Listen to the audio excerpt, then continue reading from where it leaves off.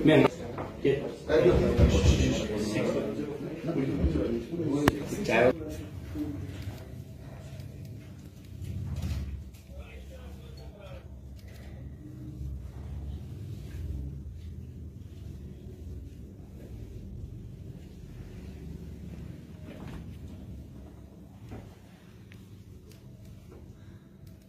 राष्ट्रवादी Congress party की ओर से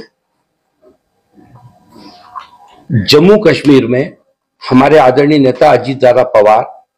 जो कि महाराष्ट्र के उप मुख्यमंत्री भी हैं और हमारे राष्ट्रीय अध्यक्ष हैं, हमारे राष्ट्रीय कार्यकारी अध्यक्ष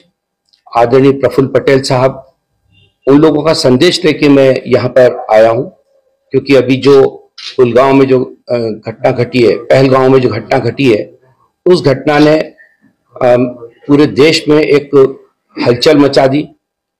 और उस बात को लेकर हमारी पार्टी में भी बहुत चर्चा हुई है। क्योंकि महाराष्ट्र के हमारे कुछ पर्यटक भी उस दिन वहां पर थे, जिनको जम्मू कश्मीर के जो लोग हैं, खासतौर से क्षेत्र के जो लोग हैं, उन्होंने अपने घर पे उनको पनाह दी, उनका ध्यान रखा और उनको अपने साथ रखा। तो यहाँ हम लोगों ने तय किया था कि मैं खुद अपनी पार्टी की ओर से, अपने नेताओं की ओर से श्रीनगर पहुंचूंगा और कोशिश ये भी करूंगा कि जहां पर यह घटना घटी है मैं वहां तक जाऊं और वहां पर भी हम उन लोगों के लिए भी श्रद्धांजलि अर्पित करें जो अब हम लोगों के बीच में नहीं है। और खासतौर से उस एरिया के लोगों को और कश्मीर के उन लोगों को मैं अपनी पार्टी की ओर से धन्यवाद दे सकूं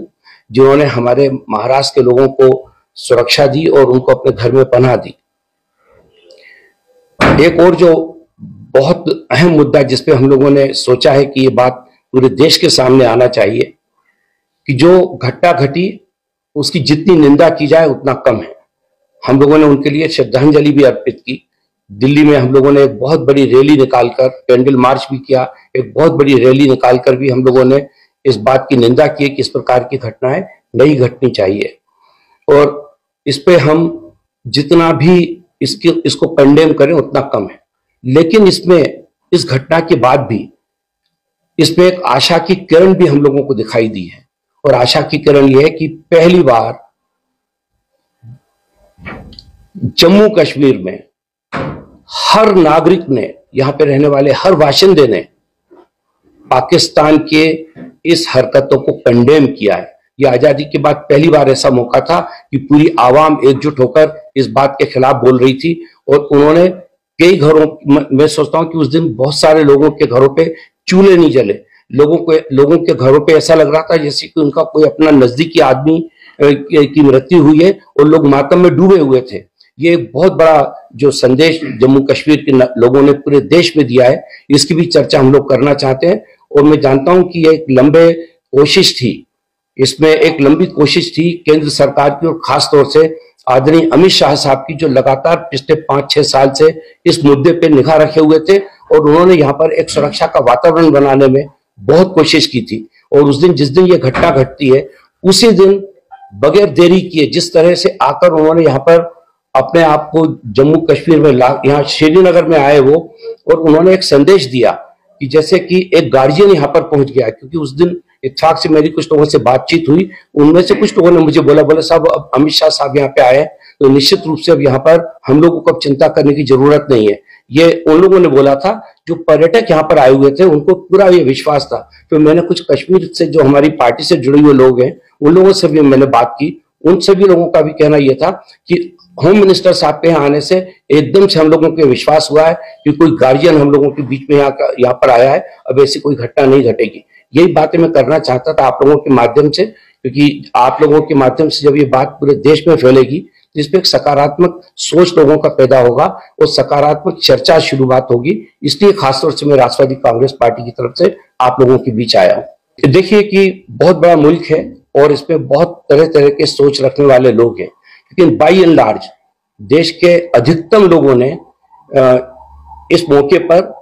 जम्मू कश्मीर के जो लोगों ने मदद की, जो जम्मू कश्मीर के लोगों ने जो एकजुटता दिखाई, जम्मू कश्मीर के लोगों ने जो ये हत्या करने वाले लोगों के खिलाफ आवाज उठाई, उसका अधिकतर लोगों ने समर्थन किया है। और मैं सोचता हूं कि ये करना जरूरी भी है और ये हम लोगों की भी जिम्मेदारी है, केंद्र सरकार की भी जिम्मेदारी है कि वो इस वातावरण को और बेहतर बनाए। क्योंकि इसमें देखिए कि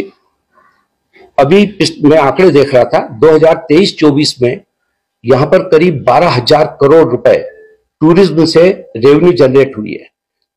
कश्मीर एक लंबे समय के बाद कश्मीरी की जेब में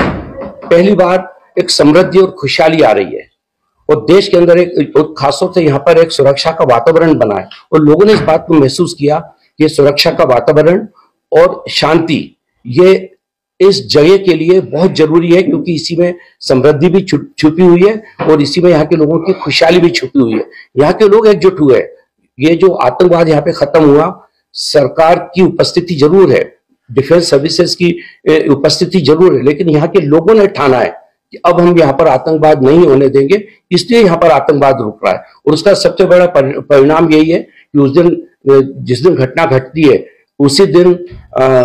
वहां पर लोग कैंडल मार्च करते हैं और इस बात को ताकत के साथ कहते हैं। पूरे जम्मू कश्मीर में लोग उस दिन अपने घर का चूल्हा जलाना भूल जाते हैं, मातम करते हैं इस बात पे। तो ये सारी बातें इस बात को बिल्कुल साफ करती है कि यहाँ का आदमी अब नहीं चाहता है कि यहाँ पर आतंकवाद हो। लेकिन इस पे केंद्र सरकार की भी बहुत जिम्मेदारी है कि यहाँ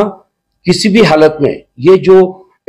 आर्थिक उन्नति का जो एक दौर यहाँ पे शुरू हुआ है, ये किसी भी हालत में रुकना नहीं चाहिए। और ये जब नहीं रुकेगा जब पूरे भारत के लोग उतनी ही विश्वास के साथ यहाँ पर पर्यटक के रूप में आएंगे, यहाँ के बिजनेस को बढ़ाने में सहयोग देंगे। जब तक ये स्थिति नहीं बनेगी तब तक ये जो उन्नति का पहिया जो यहाँ पे घूमा है, ऐसा ना हो कि वो फिर से थम जाए। और जब थमेगा तो फिर जो पड़ोसी हमारा मुल्क है वो उस कमजोरी का फायदा उठाकर फिर से उन हरकतों को बढ़ाने में कोशिश कर सकता है, जिनसे कि इसके पहले 30-35 साल से हमारा ये जो प्रदेश, सबसे जो भारत का मुकुट है, जो सबसे बेहतर और खूबसूरत प्रदेश है, वो जिस ढंग से पीड़ित रहा है।